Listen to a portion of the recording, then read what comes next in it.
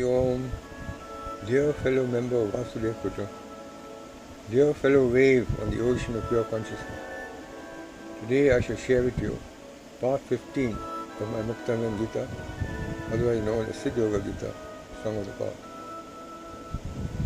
It is unnecessary to worry about the ego, to seek to compensate for it in some way, to medicate it in some way. Just as the morning mist evaporates with the rise of the sun, just as the desert mirage disappears with the cooling rains, so does the ego evaporate in the fire of yoga, correctly practiced. Let me repeat that. It is unnecessary to worry about the ego, to seek to compensate for it in some way, to medicate it for it in some way. Just as the morning mist evaporates in the rise of the sun, just as the desert mirage disappears with the cooling rains, so does the ego evaporate in the fire of yoga, correctly practiced. The desireless, passionless, motionless, serene, Himalayan cool state of utter clarity and thoughtlessness experienced in the third heavenly state of consciousness cannot be described. The desireless, passionless, motionless, serene, Himalayan cool state of utter clarity and thoughtlessness experienced in the third heavenly state of consciousness cannot be described. The world comes alive as clearly as a three-dimensional view master picture. Sounds are richer than the highest quality stereophonic sound.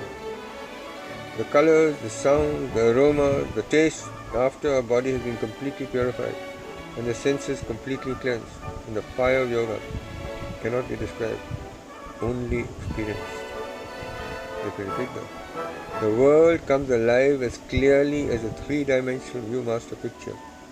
Sounds are richer than the highest quality stereophonic reproduction. The colors, the sounds, the aromas, the tastes, after our body has been completely purified and the senses completely cleansed in the fire of yoga, cannot be described, only experienced. The plainest cup of tea is as sweet, as intoxicating as the sweetest wine.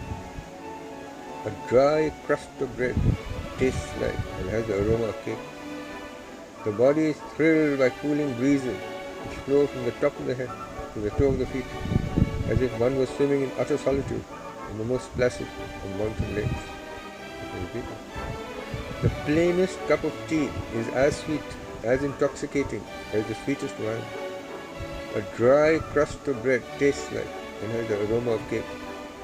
The body is thrilled by cooling breezes which flow from the top of the head to the toe of the feet, as if one was swimming in utter solitude in the most placid of mountain lakes. Just as a child sucking a lollipop cannot quite describe the taste, but only enjoy the ecstatic sweetness dumbly, so is the sage struck utterly dumb by the inner wonders and sensations that he experiences. Like the child, he spends his entire time rejoicing in the wonder of it all, the utter ecstasy of it all. I can repeat that. Just like a child sucking a lollipop cannot quite describe the taste, but only enjoy the ecstatic sweetness dumbly, so is the sage struck utterly dumb by the inner wonders and sensations that he experiences.